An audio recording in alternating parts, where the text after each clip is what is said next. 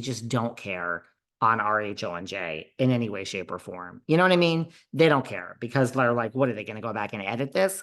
They don't care. That's not their problem. It's Teresa's problem that we're showing merch and doing a whole podcast and your, unethical husband who owes a ton of money and all this allegedly shit with Vinivia that he screamed at Feaster and now the whole thing broke up. And I mean, they don't care that Teresa's now has a new podcast and we're advertising her old podcast that doesn't even exist. And we have the girl Melissa on the damn show with you. That's Teresa's problem. They never care. Now, if it was something against them, they would care, but they're not going to edit that shit out. But why are we even watching that? Total waste. And Marge shows up with those green earrings. And I don't know who said this. I have to tell you guys, something's up today because I'm like on the rag. I'm being really mean. But like Marge shows up. I will not criticize someone's looks. I do not believe in that. I don't believe in that. It's like we all know that Justin Bieber is hot and Zac Efron is hot. But objectively, there's no societal norm for what's hot and what's not. People have all different tastes. So I don't like criticizing people's looks. I think it's that's very Kelly Dodd and it's very mean. But I'll criticize what people are wearing and their class level. Like I do think TamRat has no class, but I don't know who said it. Someone said to Margaret, she looks very socialite chic. And I'm like, what? Yes, you guys, you're watching the show, enjoying it. I'm always like caught in like the weeds here. So Heather Dubrow looks socialite chic to me. Sutton Strack looks socialite chic. Meredith Marks, I think, is one of the most beautiful housewives. Her fashion is so insane. She looks socialite chic. Dorit is not a socialite, but she looks socialite chic. Margaret Josephs, does not look socialite chic to me, but okay.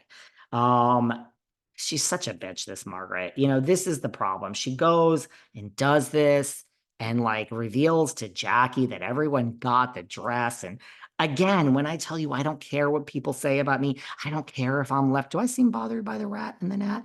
I don't care if I'm left out. You never go to a party. Luann is at my pool, by the way. She just texted. So we're gonna go see her in 2 seconds. Like I really, when this is over.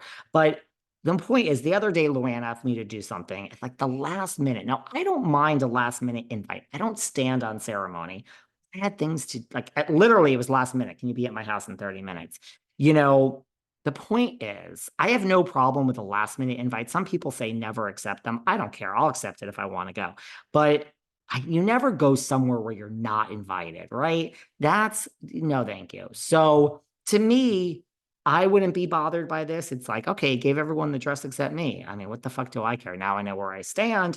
But this Jackie was so upset, and you gotta feel bad for her. And I know you guys hate Jackie, but this Margaret just had to slip that in there. Oh, she's just so good at what she does. So apparently she called Jackie a pathetic loser, fame whore.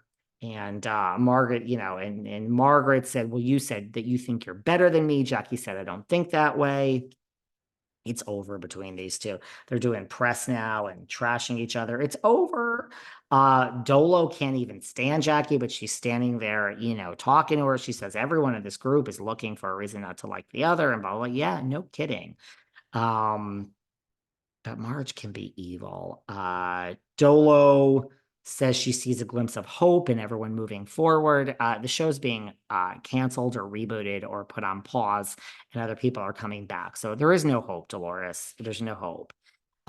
We have the show. Jennifer has to tell us the reason that there's no guys is because Melissa kissed Nick in the back of the car, and that's going back to last season when that's all I talked about. And I said Melissa Gorga would 100% not be back on Real Housewives of New Jersey. David, girl, you were wrong. Guess what? I shouldn't have been wrong. I like Melissa this season. She's doing a good job, the kid. I know you're all going to say she's doing nothing, but the point is, maybe I should have been right because I don't know if Melissa being gone would have been the answer, but it would have been better than this fucking shit. So, but Jennifer reminds us the reason there's no boys is because she kissed Nick in the back of the car on We Can't Have Temptation and do. Gia's boyfriend is there at the Namaste Bitches thing. Like, once again, I mean, we're having two separate events, this and that, this housewarming and this Tulum party and this Namaste and this. They really had to go out and script this thing, right? Man. So, what else can I tell you? Dad, not Danielle's dad. See, I can't even understand my own handwriting. Danielle's dad couldn't be there. Nate steps up. I think they're a good couple. It's a shame he couldn't be there. Uh, Teresa says the podcast is called Namaste Bitches because she's finding her peace again. Well, that didn't last, girl. Angry, you're angry, you're angry. She's angry. I was hangry today. I've been in such a bad mood. I think because I'm hungry, because I'm on this new diet thing, which I don't even want to get into right now. Teresa said she's bringing God back into her life. I mean, since when is she religious? Aydin says she's never going to talk to Danielle again. She gets that she slams Teresa. This Jennifer Aydin slams Teresa. How dare you ask me to be friends with her? Okay, she says. We see the lawyer. I mean, I don't even understand that. Teresa gets very emotional at the event. Danielle and Aydin start. I mean, Danielle did start this when Jennifer was leaving and said, you look like a tacky bitch or whatever the fuck she said. So Danielle Cabral, girl, you started it. Dolo stood up. Everyone was screaming. I mean, Dolores got really mad at Jennifer. I mean, because Jennifer trashed Teresa and said, I'll do whatever, you don't tell me to be friends with. Well, Dolores got right in Jennifer's face. We all know Dolores has no backbone and she's really not Switzerland and she'll do anything to keep her job. More power to her because she ain't never making this $800,000 again in her life. So I'm not even criticizing her.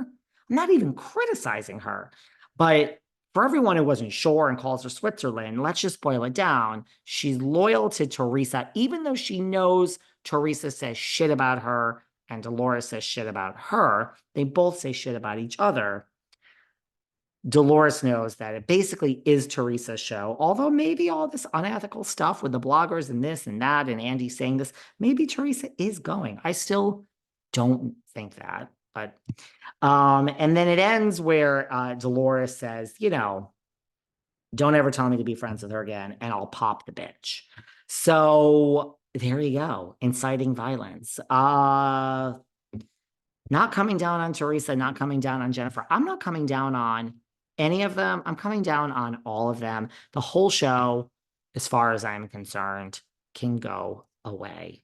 Am I being too negative? I really don't want to be. I love the OC. We're going to get into the OC. Is there anything else anybody wants to talk about with RHONJ? I just found this episode really boring. And again, I like the Valley. I'm loving the OC so far. We're going to get into that. And I wish I had something else to say. I'm talking fast because we're going fast because we have a lot to get to today. I love you all. And it's time to now move on to our talk about episode 2 of RHOC. And if you have more to say about New Jersey, slip into the comments below on Patreon, slip into everything. Tell me what's up. I love you all. And now let's talk about episode 2 of RHOC. Speaking of the rat and everyone else,